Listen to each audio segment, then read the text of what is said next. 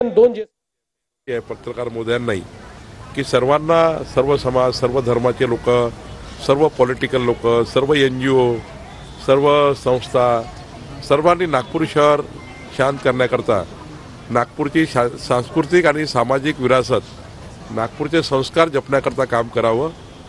कोणी समाजाने समोर येऊ नये. ज्या पद्धतीने आम्ही सर्व हिंदू, मुस्लिम, सिख, ईसाई एकत्र काम करतो, नागपूर शहरामध्ये सर्व एकत्रित सण साजरे करतो. पुढच्या काळातही आपण सर्व एकत्रित राहून जे समाजकंटक आहे ते समाजकंटक या पद्धतीने पोलिसांवर अटॅक करतात, हे समाजकंटक शोधून काढले पाहिजे. सर्व समाज एकत्र आला, सर्व धर्म एकत्र आले तर समाजकंटक बदमाशी करू शकणार नाही. आणि म्हणून सर्वांना धुंडून काढण्याचं काम पोलीस करतीलच, पण समाजाने आणि नागपूरच्या जनतेने पोलिसांना आणि प्रशासनाला सहकार्य केलं पाहिजे, अशी विनंती करण्याकरता मी खास करून नागपूरमध्ये आलो आहे. मी नागपूरच्या जनतेला शांतता आणि पोलिसांना सहकार्य, प्रशासनाला सहकार्य करावं अशी विनंती आम्ही करतो आहे. पुलिस अधिकारी जो घायल है उनका हालचाल जाना है, क्या अभी सिचुएशन है उनकी और कितने अधिकारी? नागपूरच्या कोतवाली, गणेशपेठ, तहसील, लकडगंज, पाचपावली, शांतीनगर, सक्करदरा, नंदनवन, इमामवाडा, यशोधानगर आणि कपिलनगर या भागात संचारबंदी लागू करण्यात आली आहे.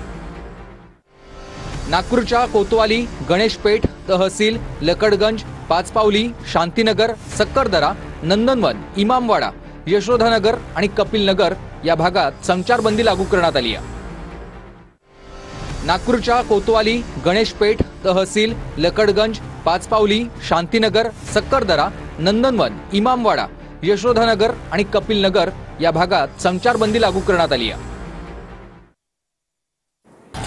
दोन गट आमने सामने आल्यानंतर एका गटाकडून दगडफेक करण्यात आली.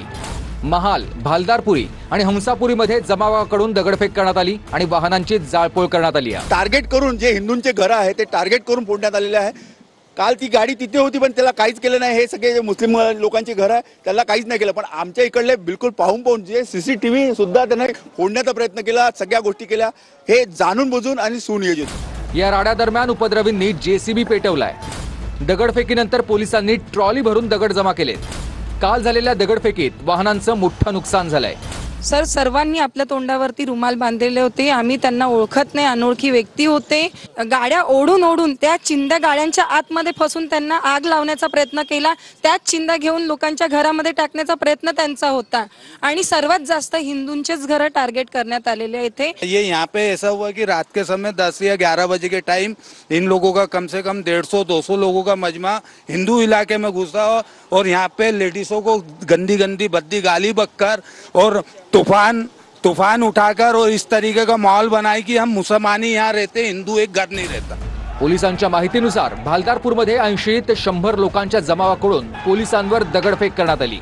200-250 लोक होते आणि मोठ्या प्रमाणात म्हणजे पेट्रोल बॉम्ब सुद्धा त्यांनी फेकले. माझ्यासोबत पोलीसवाले होते. पोलीसची कुमत कमी पडली, आम्हाला बॅकफुटवर जावं लागलं, पोलिसांना सुद्धा बॅकफुटवर जावं लागलं. या दगडफेकीत 40हून अधिक पोलीस जखमी आहेत. रात्री उशिरापर्यंत पोलिसांकडून आरोपींची धरपकड सुरू होती. 47हून अधिक लोकांना पोलिसांनी ताब्यात घेतलंय. पोलीस सोशल मीडिया अकाउंटवर लक्ष ठेवून आहेत. तसंच परिसरात बंदोबस्त तैनात करण्यात आलाय. शिवाजी महाराज पुतळ्यासमोर सकाळी 11:30 वाजता विश्व हिंदू परिषद आणि बजरंग दलानं आंदोलन केलं. औरंगजेब की कबर हटाओ अशा घोषणा आंदोलकांनी यावेळी दिल्या.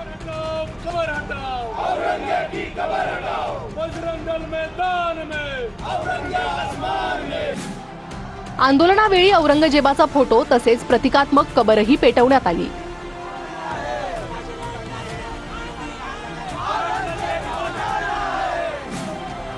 सायंकाळी 7:30च्या सुमारास शिवाजी चौकाजवळ एका गटानं घोषणाबाजी केली,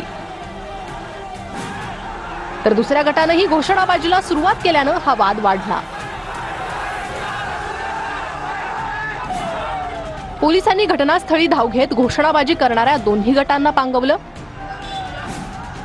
मात्र पुढे भालदारपुरा दिशेनं पोलिसांवर दगडफेक सुरू झाली.